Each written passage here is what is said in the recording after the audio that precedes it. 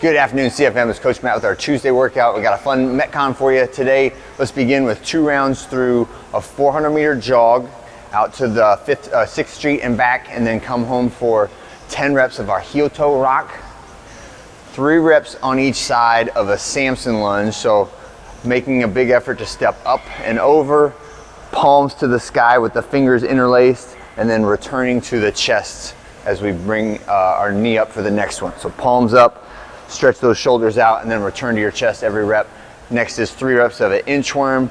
Try to plant your hands relatively close to your feet. Walk your way out, push up, and walk your way back. Okay, no rush. Try to get as many of those little hand steps in as you can when you do it. Next one is 3 reps of slow sandbag deadlift. So get your sandbag, stretch it out, slow, just 3 reps. Get a nice, good hip stretch with a good straight spine at the bottom there as you do your sandbag deadlifts. And then a lighter kettlebell, but we're practicing the seated kettlebell press movement. But when we do it in the warm-up, it's gonna be bottoms up position. When we do it in the workout, it could be a kettlebell or a dumbbell, and it is just a standard press, okay? So the bottoms up press is a movement that we use a lot to wake up your grip, wake up the stabilizer muscles in your shoulders, because it forces you to balance your hand underneath this unstable object of the kettlebell. And when we do the seated press today, this will be the RX version, which is sitting on the floor with my legs extended in front of me. If you need to use a plate, I'll show you that in a minute, or a bench to elevate yourself up off the ground. That does make it a little bit easier if you struggle with hamstring flexibility or sitting in a good position in the seated press, okay? So for the warm up, it's bottoms up presses for 5 reps, okay, on each side. When we do the workout, it'll just be a regular press, heavier, but not the bottoms up position, okay? So that's our workout for today. Is going to be 3 rounds through 800-meter run. So anywhere in the 4 to 6 minute range of that steady pace jogging cardio. If you need to substitute a row for this, I want you to substitute a 1,000-meter row. However, I would like for everyone, if you do not have a medical reason why not to run, and it's not thundering and lightning or torrential downpour outside, everyone try to run, okay?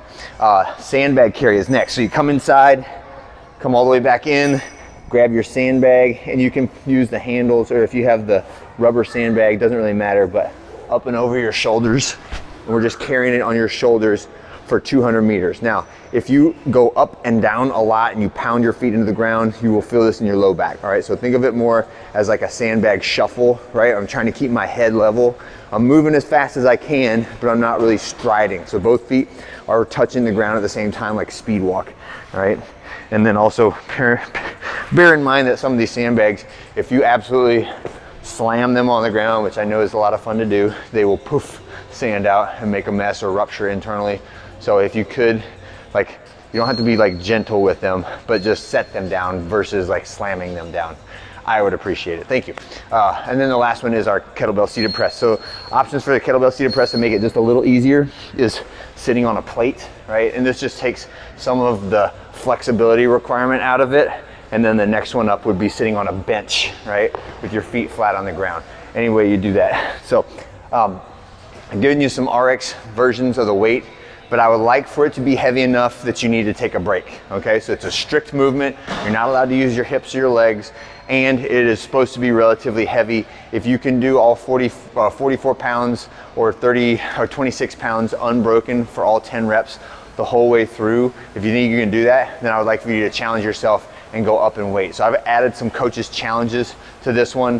One of the coaches challenges would be do 4 rounds. Another coach's challenge would be use the heavier sandbag for the carry, the 80 and the 50 respectively for the guys and the ladies. And then the last one would be the next heavier kettlebell, 53 and 35 pounds. So if you want to do all of those, if you want to pick one of them as your challenge, that's fine. Or if you want to just do it as written, also fine. But a couple different options for scaling both up and down in this workout. All right, have a great one, and I'll see you guys on Wednesday.